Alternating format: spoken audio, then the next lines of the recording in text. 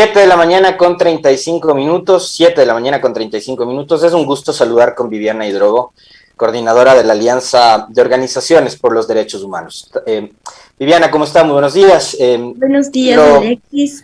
Lo sucedido, Contenta de estar aquí. sí, lo sucedido el día de ayer. Yo me refería en el comentario hace unos minutos que es, digamos, como el culmen de una lucha que ha tomado años y que la han abanderado las mujeres que forman parte quizás de uno de los núcleos más vivos que tiene la política, que es precisamente la causa del feminismo. ¿Cómo asumen ustedes, las organizaciones pro derechos, lo sucedido el día de ayer en la Corte? Bueno, ayer fue un día histórico, ¿no? Ayer fue, como tú dices, Alexis, fue un día donde se obtuvo un primer resultado mínimo en este tema, ¿no? Un primer resultado mínimo porque desde 1938 que está la norma como está, se había visto normal en nuestro país que se condene a las niñas, a las mujeres, a los adolescentes, a las personas con capacidad de gestar, víctimas y sobrevivientes de violación, a mantener un embarazo forzado. Eso se había visto como normal en nuestro país y eso significaba que anualmente más de 1.800 niñas menores de 14 años den a luz, ¿no es cierto? Que haya más de 2.500 egresos hospitalarios por estas razones de morbilidad. Niñas que tienen menos de 14 años, que tienen que ir al hospital por sepsis, por eclampsias, por diabetes gestacional, niñas. Entonces esto se había visto normal, Alexis, esta aberración tan grande. El movimiento, las mujeres organizadas, las mujeres activistas, desde hace varios años habían estado abanderando esta lucha por este mínimo en este momento, ¿no? Y claro, eso se tradujo también en una interposición de acciones ante la justicia constitucional, porque ya ante la Asamblea se habían hecho también, había estado también tanto trabajo, ¿no? En todos los espacios de deliberación democráticos que nos ha dado el Estado, hemos estado las mujeres pidiendo que se reconozcan los derechos mínimos y ahora es la Corte Constitucional, ¿no? Así que este es un día histórico, estamos muy contentas, muy felices. Desde los derechos humanos, la Alianza de Organizaciones de Derechos Humanos, varias de las organizaciones de la Alianza firmaron la segunda demanda que se presentó el 10 de noviembre, además del movimiento de Mujeres del Oro, Lunita Lunera y sobre todo, claro, Surcuna, que es las chicas organizadas de Quito, que son tan potentes, ¿no? Amazon Frontlines y CEDU. Ahora, Viviana, yo, yo siento lo mismo que ustedes ahora mismo, ¿no? Que es, digamos, la consecución de una lucha histórica y como tal hay que reconocerlo, y esto tiene que ver con la progresividad en materia de derechos y sobre todo derechos de las mujeres. Pero esta despenalización del aborto por violación no va a eliminar las agresiones sexuales. Y acá tiene que esta decisión de la Corte Constitucional acompañarse con política pública que permita a las mujeres, a las niñas, a los adolescentes, insisto una vez más, en poder circular por la vía pública, por las unidades de transporte, por sus barrios, en sus propios domicilios con tranquilidad. ¿Qué es lo que tiene que hacer complementariamente el Estado? Y cuando hablo del Estado me refiero a todo el Estado, todos los niveles de gobierno, desde el nacional hasta el parroquial, para garantizar esos espacios seguros para las mujeres.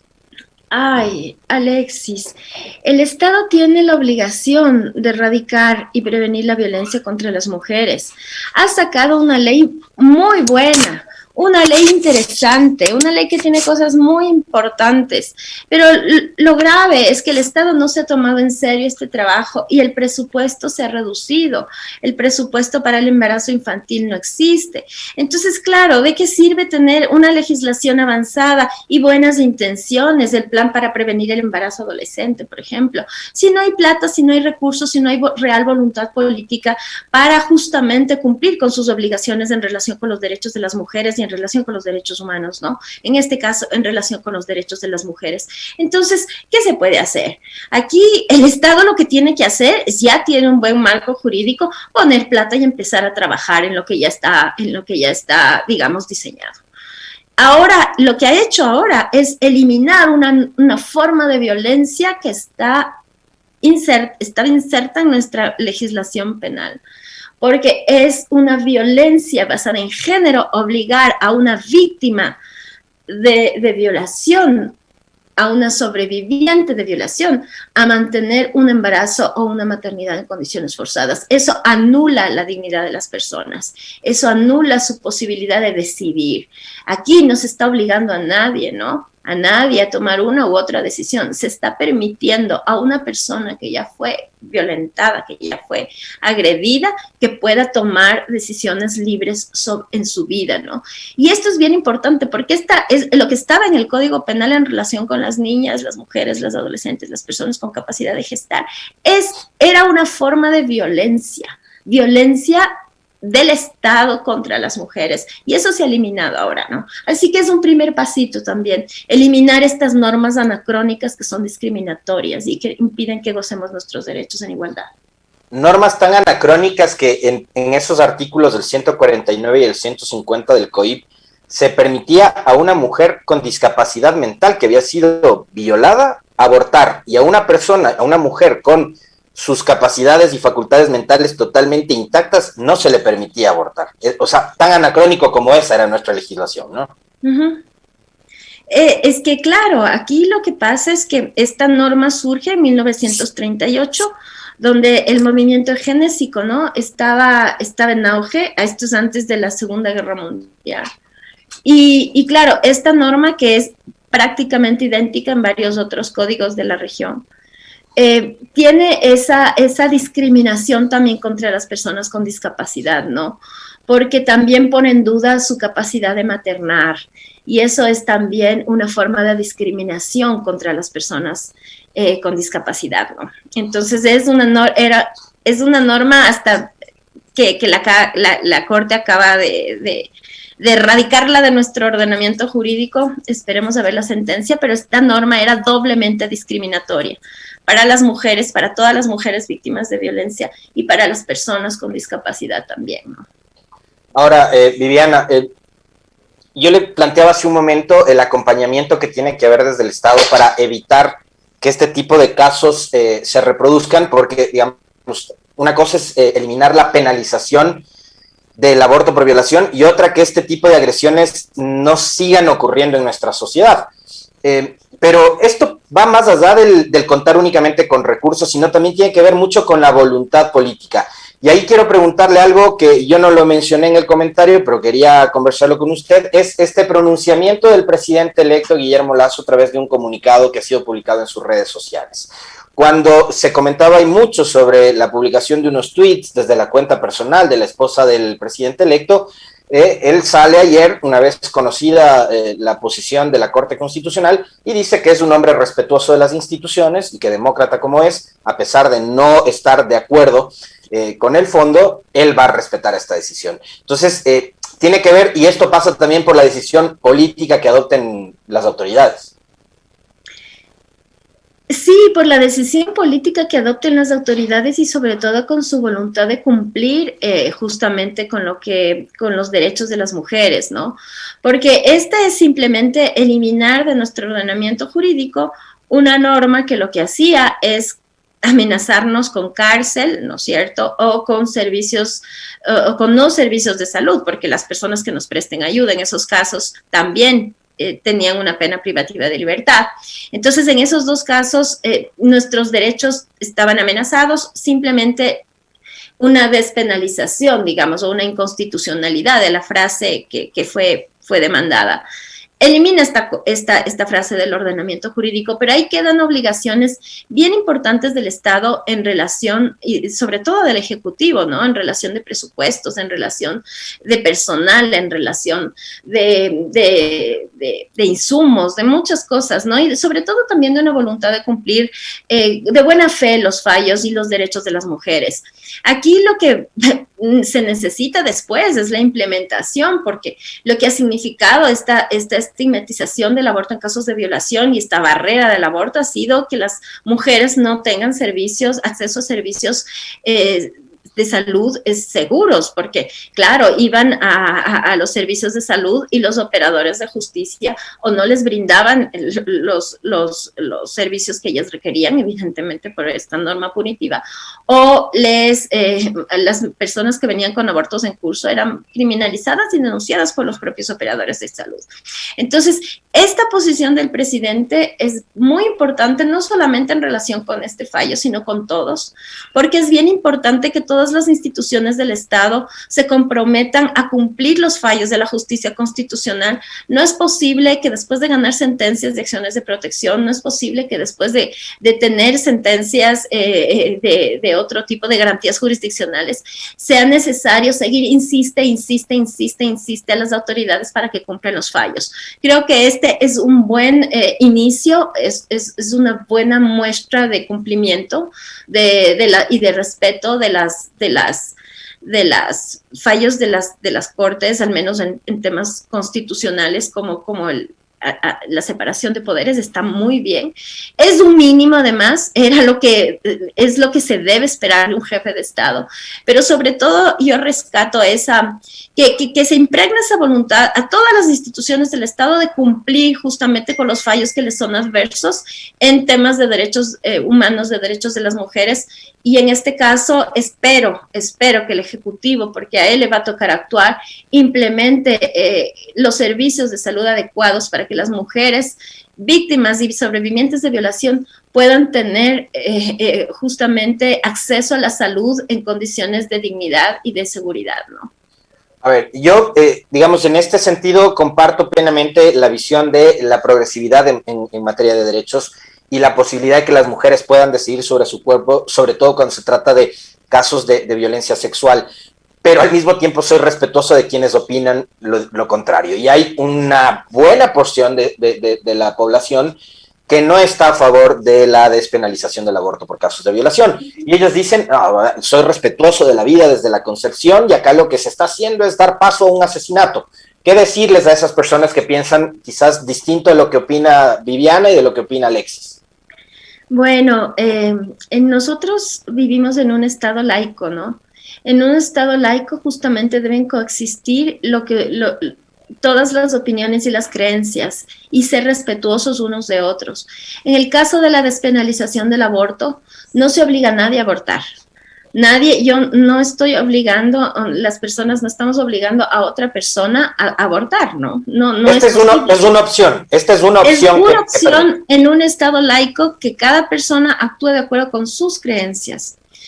Evidentemente, las personas que consideren que tienen otra forma de ver la vida, otro tipo de valores, es muy válido y en nuestro estado laico eso tiene que ser respetado. Yo no les puedo imponer un aborto forzado, ¿no es cierto? Como a mí no me puede imponer un embarazo forzado. Es la diferencia. Además, en este tema del derecho ahora al aborto en casos de violación, estamos hablando digamos, un esquema normativo internacional de derechos humanos que permite interpretar justamente cómo nuestra Constitución se refiere a la protección de la vida por nacer, ¿no es cierto? Entonces, es bien importante también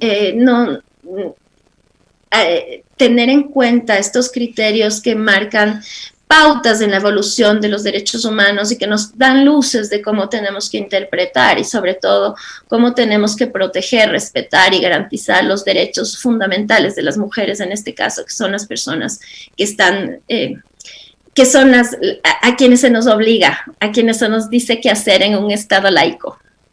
Ahora, desde el punto de vista de la comunicación, ¿cómo tiene que informarse sobre este tema, sobre lo sucedido el día de ayer, como para que esto no dé lugar a malas interpretaciones o procesos de desinformación? Que eso es algo que ocurre también, porque como estamos en esta sociedad tan líquida donde las redes sociales nos permiten hablar, opinar y publicar lo que sea, también se empiezan a generar algunos relatos un poco adversos. Y yo quería preguntarle, Viviana, desde lo comunicacional, ¿qué es lo que se debe hacer? ¿Cuál es el trabajo que incluso los medios de comunicación tenemos que hacer sobre este tema tan importante? Y lo otro es desde el punto de vista educativo, desde la educación, desde la escuela, desde la casa partamos, ¿ya? Desde la casa, la escuela, el colegio. ¿Qué es lo que se tiene que hacer también para informar, para educar en materia sexual y reproductiva? A ver, es qué amplio lo que tú me dices, Alexis, qué es lo que se tiene que hacer, ¿no?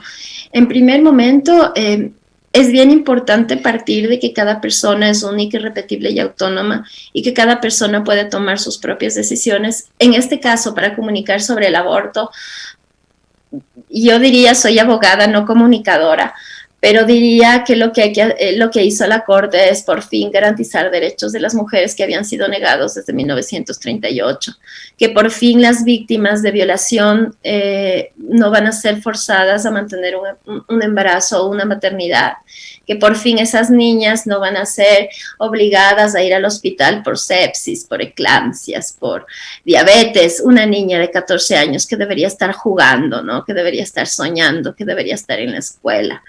Entonces, creo que es esta narrativa que nos permita tener empatía con las personas que sufren, ¿no? En este caso con las niñas, con las mujeres, con tantas víctimas de violencia y sobrevivientes de violencia, porque esa es una realidad de nuestro país. Como tú dijiste antes, el objetivo es erradicar esas violencias, luchar contra esas violencias, pero mientras tanto, la realidad es que las mujeres vivimos violencias, la realidad es que nos matan por ser mujeres, la realidad es que que no tenemos buenos accesos a servicios de salud, y entonces creo que la comunicación tiene que ir por eso, ¿no? En las escuelas, yo creo que no más que en las escuelas, en la casa, que es lo que me compete al ser madre feliz de dos personas, es decir, por ejemplo, el respeto, la autonomía, la responsabilidad por los otros, el bien común, la lucha por la justicia, los derechos de todos, ¿no? Que mi pensamiento no se imponga a otra persona simplemente porque yo creo que tengo la verdad. En un Estado laico no hay verdades absolutas porque entonces no hay Estado laico.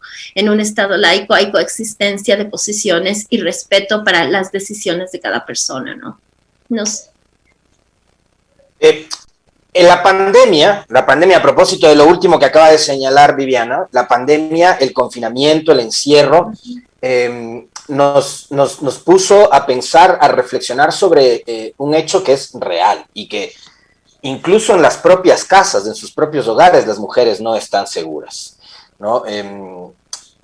¿Qué decir sobre esto y cómo trabajar también para erradicar la violencia desde el propio seno del hogar? Más allá de lo que ya ha señalado Viviana, que ha dicho, hay que hablarles a nuestros hijos, hay que hablar en nuestra casa sobre la autonomía, sobre el respeto, pero ¿qué más se puede hacer para evitar esto? Porque digo, lo de la pandemia es espantoso, ver que las mujeres no están seguras ni en su propia casa, o sea, ¿qué es lo que uno puede pensar del lugar de trabajo? Las unidades de transporte, que es algo tan cotidiano, ¿no? Tan de todos los días. ¿Cómo hacer para erradicar también esa violencia que está en los propios hogares? A ver, en parte lo que tú dices, Alexis, significa de construir el sistema patriarcal en el que vivimos. O sea, es tan grave para eliminar la violencia que pasa en las casas.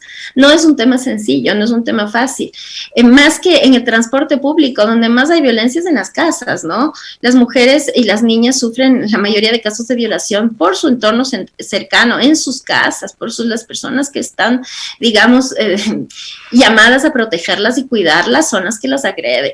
¿Cuál es el origen de todo eso, no? ¿Por qué hay esa necesidad de imprimir poder o dominación en los cuerpos de las mujeres, en los cuerpos de las niñas, en los cuerpos de los niños, dentro de un esquema, ¿no? ¿Qué es lo que mueve a muchas personas, a hombres, a hacer eso en sus casas, en sus familias? ¿Por qué tienen que dominar?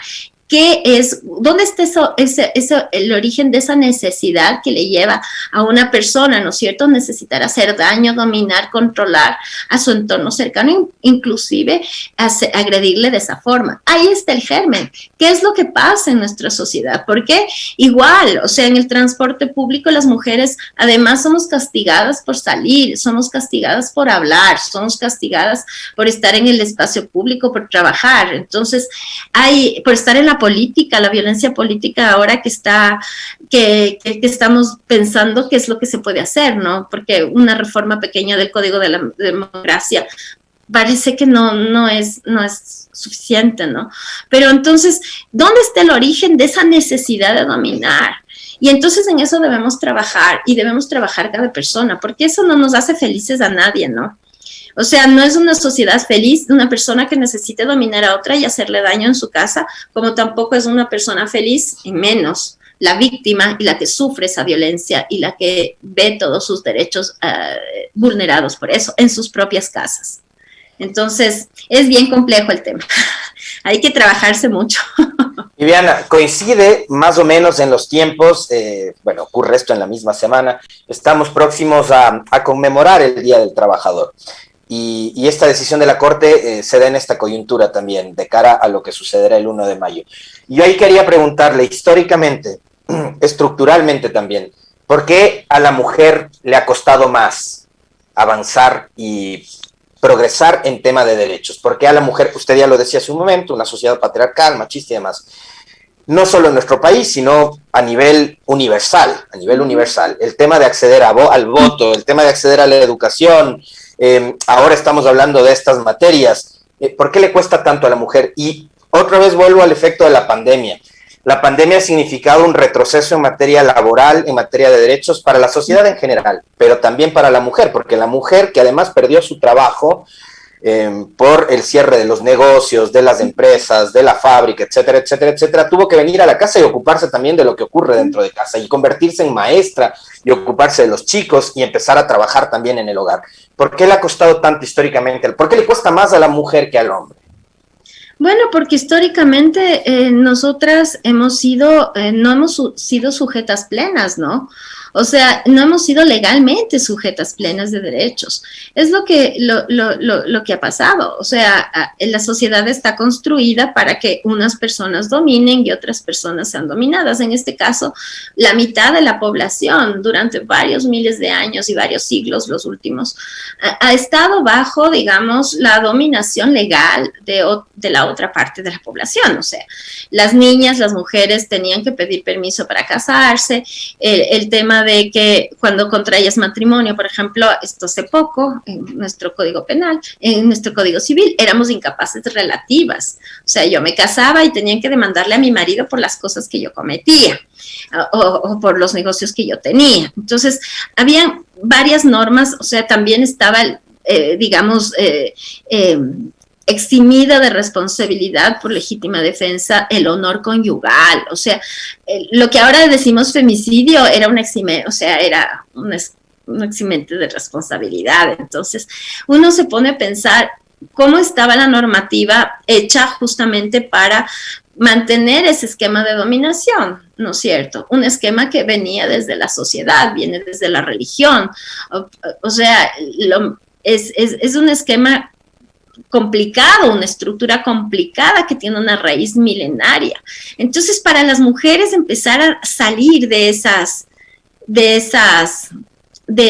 ataduras, ha sido una lucha muy fuerte, ¿no? Una lucha de poco más, o sea, una lucha desde antes, las mujeres Olympique de Gouges u otras maravillosas mujeres, pero el tema, así como conseguir los movimientos feministas a partir de la lucha por derechos básicos como el derecho a la participación, como el derecho a la autonomía de nuestros cuerpos, como el derecho a la anticoncepción, o como el derecho a que no seamos, seamos personas capaces plenas. O sea, cada paso ha sido muy complejo y ha sido muy complejo justamente por esta normalización de la violencia, normalización de la discriminación en contra de nosotras, ¿no? Entonces parece normal que que se mantengan estas normas, y de pronto estas normas son muy violentas. Entonces, ¿por qué? Porque ese es el sistema en el que hemos vivido desde hace milenios.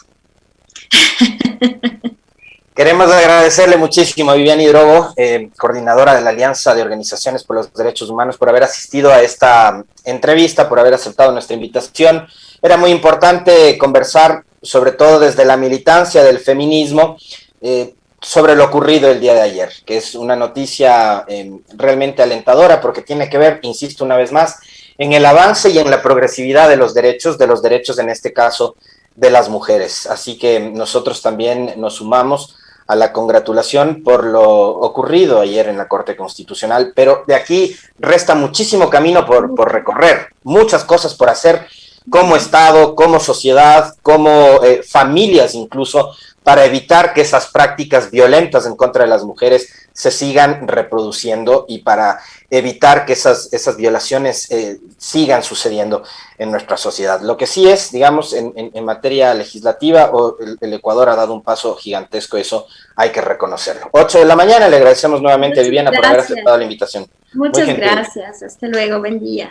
Nosotros hacemos un breve corte, una reseña también, y estamos ya a la espera de nuestro siguiente invitado, que será el legislador reelecto por el Partido Social Cristiano, Henry Kronfle, con quien vamos a conversar sobre esta reconfiguración que va a experimentar el Parlamento. Vamos a empezar a partir del próximo 14 de mayo, 4 nuevos años de periodo legislativo.